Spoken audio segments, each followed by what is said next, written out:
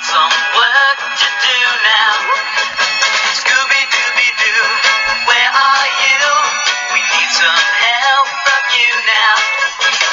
Come on, Scooby-Doo, I see you. Pretending you got a sliver. You're not fooling me, 'cause I can see the way you shake and shiver. You know we got a mystery to solve, so Scooby-Doo, be ready for your act. Don't hold back.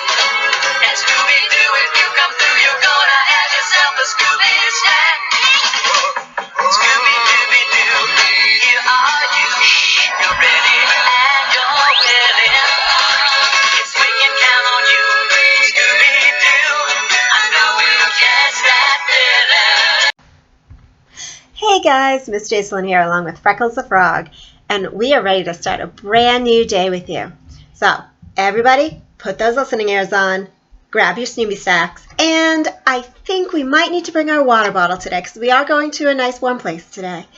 We are going to head to the Savanna. So, put your sunscreen on, and I'll see you in the Savanna. Well, guys, we've made it. We've made it to the Savanna, and pretty much all you can see are grasses, just large, wide open spaces with grass, tall grass, short grass, shrubs every which way, also some trees, not a ton, but there are some trees in the savannas. The Savanna is warm all year round, so no mittens and scarves here, for it's warm, not as hot as the desert, but it is still warm enough to wear short sleeves.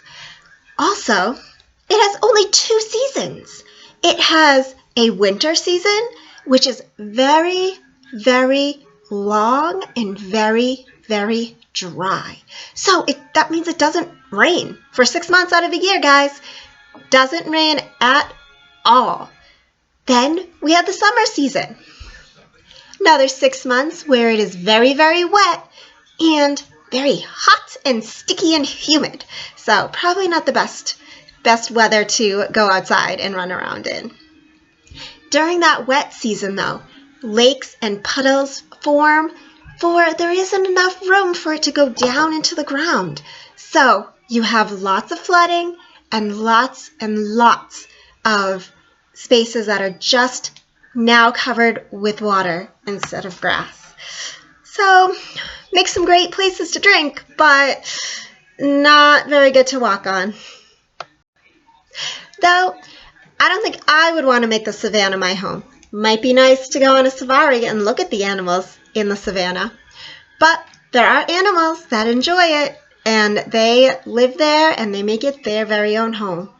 Some of these animals are lions, hyenas, the cheetah lives here. You got the baboon, elephants, zebras, giraffes, and that warthog. So they all like it here, but not exactly for me. So before we go taking a look at some of these animals and learning about them, I think it's time for us to stand on up, and I think we need to go on a lion hunt. What do you guys think? So grab those binoculars, maybe your water bottle and your hat, and let's go on a lion hunt.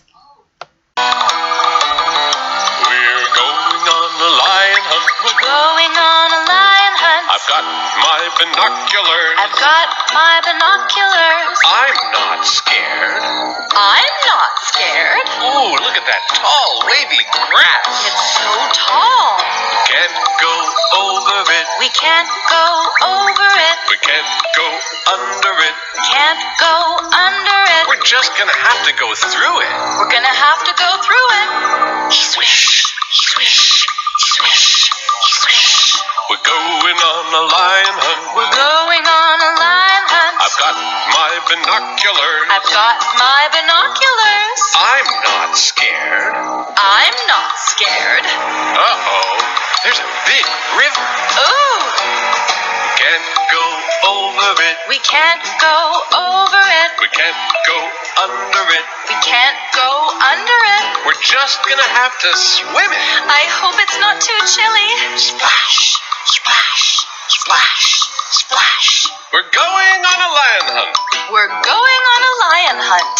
I've got my binoculars. I've got my binoculars. I'm not scared. I'm not scared either. Ooh, look at all that mud. So muddy. We can't go over it. We can't go over it. We can't go under it. We can't go under it. We're just gonna have to go through it. If I have to. Squish, squish, squish, squish. We're going on a lion hunt. We're going on a lion hunt. I've got my binoculars. I've got my binoculars. I'm not scared. I'm not scared. Uh-oh. What's that? It's a cave. We can't go over it. We can't go over it. We can't go under it. We can't go under it. We're just gonna have to go into it. Are you sure?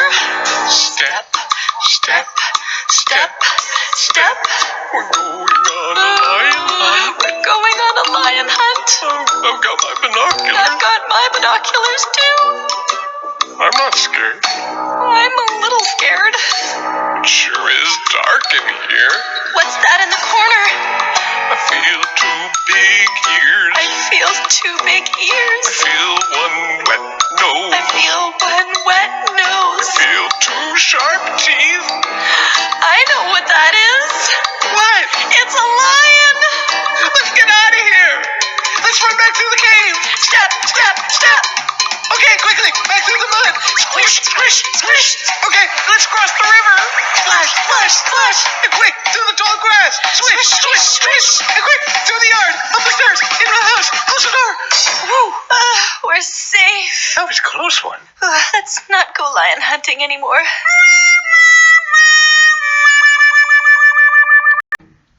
Hey guys, hope you had fun and hope you caught that lion.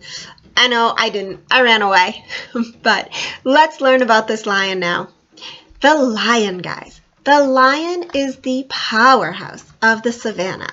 It is big, it is fast, and it is strong. It has brownish tan fur that helps it camouflage into the grasses. And it also, the boys have a mane around their whole entire head, and this mane is made up of dark brownish hair, and it usually is very, very long. These guys, all of them, boys and girls, have sharp teeth and sharp claws. Both sharp teeth and claws are good for their hunting and their eating, because guys, these guys are carnivores, so they eat meat. And when they hunt as a group. So it's not just one lion going out. You have about 5 lions going out to go get the meal. That's pretty good. I bet they usually come home with a lot of food for their family, for they live in something called a pride, which is a family which has about 40 lions in it. That's a lot of takeout for one family. Let's learn about another animal of the savannah. It is the zebra. The zebra is considered the horse of the savannah, even though he is smaller, shorter legs, and a bigger head than the horse. Also, he barks instead of neighs. Kind of strange, right? But, hey, he's a zebra. He also has black and white stripes all over his body. These stripes are different on every single zebra. So every zebra has a different stripe pattern. Kind of cool, huh? Every zebra is unique in his own little way. These guys are herbivores, so that means they eat plants. So they love all these grasses and these shrubs that are all around. They have a great, great diet. These guys live in families as well. They live in families that could have 17 members in it. Wow, that's a lot of bedtime stories you gotta read. Now, if the zebra feels attacked, or if they think a lion's coming to come and eat them, all the family groups together in one big bunch, and all of their stripes put together looks really confusing to their attacker. So think of it as a big trick. These guys play on their attackers. They bunch together and all their stripes go every which way, zigzagging and zagging, and it confuses and probably causes the attacker a big headache. So he runs away. I would too, because I would definitely get a headache. And the last animal that we're going to learn about before we do our art project is the elephant. This guy is large. He can grow up to be 12 feet tall. That's like 2 Miss Amy's put on top of each other. Ooh, one large animal. He has a large, long trunk as well that can move all around. It has 2 nostrils on it so it can smell through the trunk. But also, he uses the trunk to pick up water to bring it to his mouth so he can drink. Also, he uses the trunk to spray the water on his back so he stays cool, because it is hot in the savannah. And also, he uses it to pick up its food, because it's an herbivore. So guys, it eats the plants and the shrubs that are around. So he picks up the food with his trunks as well. Now, he does have thick, leathery skin, which it's very hard for an animal to bite him. But he also, for protection, has these 2 tusks on either side of his mouth called tusks. They are made of ivory, and they are very hard, and they are very sharp. So I would not want to try to fight an elephant. Elephants, they also live in families called herds. And the baby elephants, they learn so much from their mommies and daddies. And they learn how to drink, how to eat, and how to behave and listen. So, see guys, even elephants have to listen to their mommies and daddies and their teachers. Hey guys, we're back and ready to do our art project. So today we are going to be doing the zebra with all those individual stripes on his body.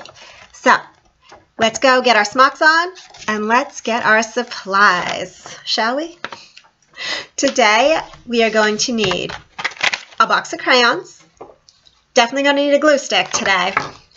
We are going to need a white piece of paper, any colored piece of paper that you would like, and also that black piece of paper for its black stripes, right? Also, you are going to need scissors. Remember guys, scissors, not a toy, but they are a tool. So, no cutting hair, no cutting clothes, no cutting fingers or mommies and daddies. And also, little circle goes up top, big circle goes on the bottom. Your thumb goes in the little hole, and your 3 fingers, your index, your middle, and your ring finger goes right in the large hole. Then, after you're holding them, move them up and down, and it chomps those scissors.